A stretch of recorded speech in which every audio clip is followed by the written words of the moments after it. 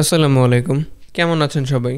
আশা করছি সবাই ভালো আছেন। লাস্ট আমি ওয়ালটনের যে ফ্ল্যাগশিপ ডিভাইসটা রিভিউ করেছিলাম সেটা ছিল হচ্ছে ওয়ালটনের Zenon X90। সেই ফোনটা রিভিউ করার সময় আমি বুঝতে পেরেছিলাম যে Walton actually decent mobile device চাইলে বানাতে পারে, যার ফলে আমি এর পরের জেনারেশনের ফ্ল্যাগশিপ ডিভাইসের জন্য মোটামুটি এক্সাইটেডই ছিলাম। আর এখন তারা লঞ্চ করেছে ওটার পরের জেনারেশনের flagship device Zenon X91।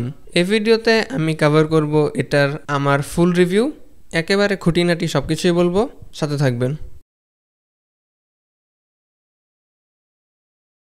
So বক্সের ফ্রন্ট সাইডে সবচেয়ে প্রথমে যেটা খেয়াল করা যায় সেটা হচ্ছে একটা স্টিকার, যেটাতে লেখা আছে যেটা আপগ্রেডেবল অ্যান্ড্রয়েড 15-এ। বক্সটা ওপেন করলে সবচেয়ে আগে যেটা নজরে পড়বে সেটা হচ্ছে কিছু লেখালেখি, বাম পাশে ফোন আর ডান পাশে নিচের দিকে একটা সাইন। এগুলোর নিচে আছে আরও 3টা বক্স। একটা তো রয়েছে একটা 33 ওয়াটসের charger, type C to C cable আর একটা সিম এজেক্টর টুল।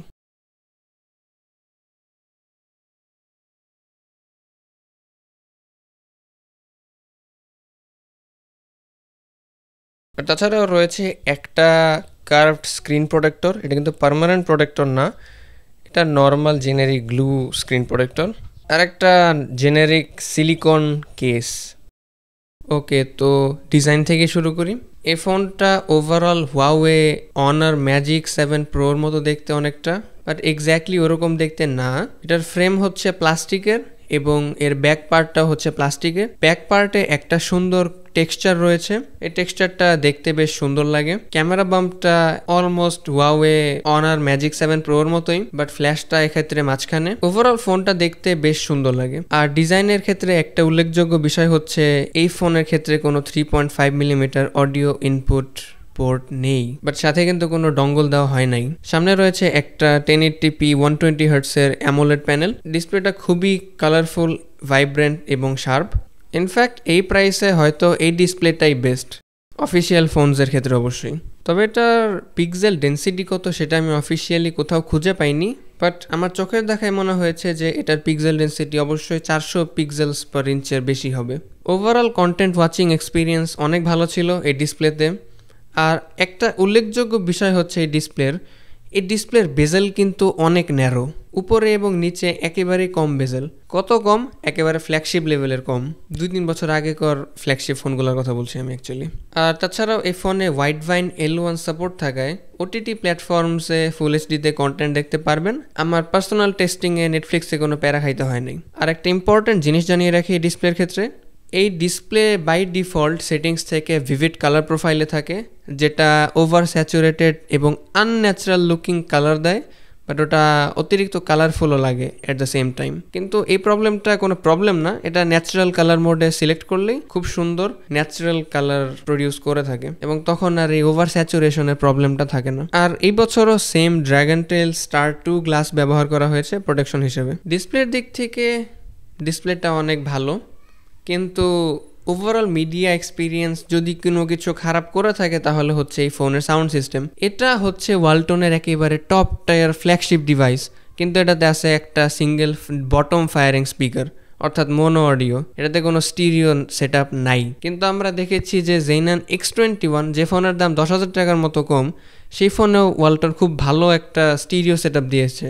এতে আলোকপাত করা প্রয়োজন এবং এতে স্টিরিও সেটআপ দেওয়া প্রয়োজন, বাট এই একটা স্পিকার হিসেবে এটার লাউডনেসও ভালো ছিল আর এটা ক্ল্যারিটিও বেশ ভালো ছিল। আর এখনও অ্যাক্টিভ নয়েজ ক্যান্সেলেশন নামক কোনো একটা বস্তু আছে যেটা আমি এখনও ফিগার আউট করতে পারিনি। অফিসিয়াল কোনো ডকুমেন্টেশনও নেই, আবার আমার জেনারেল সেন্স বলছে যে এটা পসিবল না স্পিকারসে।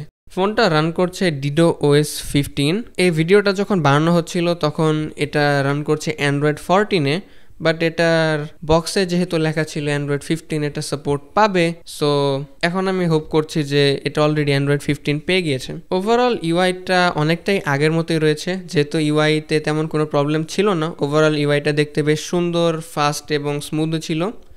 বাট উপরের কন্ট্রোল প্যানেলে একটা ইস্যু ছিল আগের X90-তে আমরা যে প্রবলেমটা দেখেছি, যে ওটা স্টক পিক্সেলের মতো রেখে দিছে, যার ফলে ওভারঅল ইউআই এর সাথে ম্যাচ করতো না, কিন্তু এখন এই প্রবলেমটা ফিক্স করা হয়েছে এবং এখন কন্ট্রোল প্যানেলে একটা গসিয়ান ব্লার ইফেক্ট রয়েছে। আর তাছাড়াও এখন আইকনের শেপগুলো চেঞ্জ করা যায়।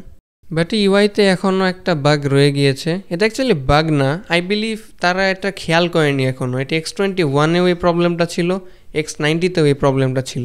সেটা হচ্ছে অটো ব্রাইটনেসের ইস্যুটা।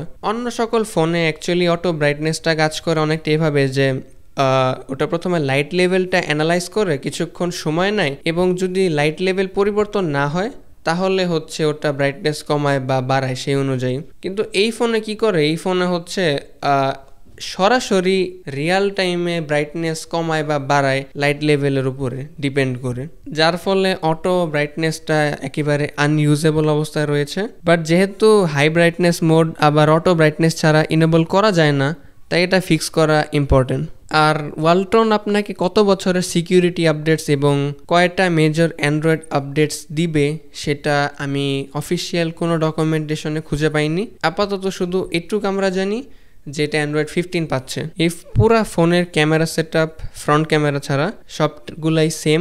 X21, X90 আর X91 তিনটার ব্যাক ক্যামেরা সেট আপই সেম 64 মেগাপিক্সেলসের IMX682।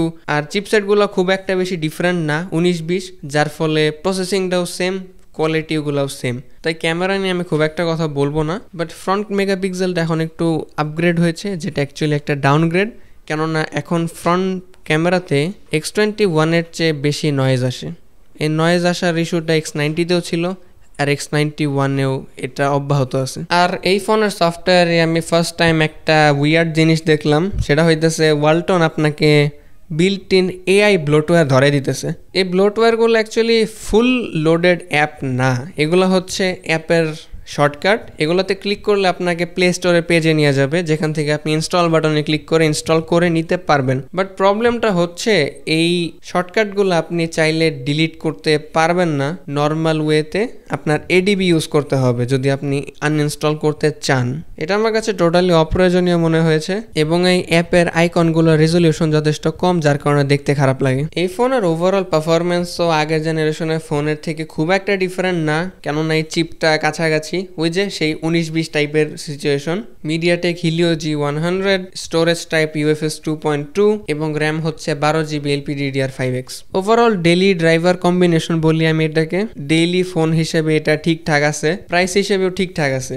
বাট এটাতে 2D গেম খেলা বাদে যদি 3D কোনো গেম খেলেন, ইন্টেন্সিভ হওয়ার প্রয়োজন নেই, অলমোস্ট যে কোনো 3D গেম খেলেন দেখবেন যে এটার সামর্থ্য দেখানো শুরু করেছে। তো এটা বাই এনি মিনস আমি গেমিং ফোন হিসেবে রেকমেন্ড করব না। যদি আপনি এমন কেউ হয়ে থাকেন যে ফোনের মধ্যে বেশ ভালো পরিমাণে গেম খেলেন অথবা একটা গেমিং ফোন খুঁজছেন, তাহলে অবশ্যই আমি বলবো যে আপনার বাজেটটা বাড়ান, অনার GT দেখেন, IQ Neo 10 দেখেন। আর যেহেতু এই মিডিয়াটেকের প্রসেসরটা মোটামুটি পাওয়ার এফিশিয়েন্ট, তাই এই 5000 mAh ব্যাটারি নিয়ে আপনি মিক্সড ইউজেজে একদিন ইজিলি ব্যাকআপ পেয়ে যাবেন।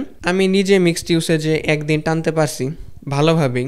এখন আসি কিছু ছোটখাটো বিষয়ের মধ্যে প্রথমেই আসে ডায়ালার অ্যাপ সম্পর্কে। এটা ইউজ করে গুগলের ডিফল্ট ডায়ালার অ্যাপ, তাই এটাতে যদি আপনি কল রেকর্ড করতে যান তাহলে সুন্দরভাবে অপর পক্ষকে জানিয়ে দিবে যে কলটা রেকর্ড করা হচ্ছে। নেটওয়ার্ক নিয়ে কোনো প্যারা খাইতে হয় নাই এই যুগে এসে এই ফোনে। ওভারঅল নেটওয়ার্কের স্টেবিলিটি আর স্ট্রেংথ দুটাই ভালোই ছিল, ইনডোর এবং আউটডোরে। আর কল কোয়ালিটি ওভারঅল বেশ ভালোই ছিল। আর তাছাড়াও এই ফোনে মাইক্রোফোনগুলো বেশ ভালোই কোয়ালিটির। আর তাছাড়াও যেহেতু এই ফোন যে ব্র্যান্ডেরই হোক অ্যাটলিস্ট চাইনিজ রোম তো ইউজ করছে না, তাই এটা নিয়ে হোয়াটসঅ্যাপ, টেলিগ্রাম, মেসেঞ্জার এইসব কোনো অ্যাপে কোনো প্যারা খাইতে হয় নাই। লাস্টে এসে বলবো যে অফিসিয়াল ফোন হিসেবে এই ফোনটা বেশ ভালো একটা ডিল আমার কাছে মনে হয়েছে অ্যাটলিস্ট। আর অবশ্যই as a daily driver, no gaming, যদি ফোনটা আপনার কাছে ভালো লেগে থাকে তাহলে আমি অবশ্যই রেকমেন্ড করব যে আপনি রিয়েল লাইফে এটা একটু চালিয়ে দেখেন, দেন একটা পারচেস ডিসিশন নিতে পারেন। সবাই ভালো থাকবেন। ভিডিওটা দেখার জন্য ধন্যবাদ। আসসালামু আলাইকুম।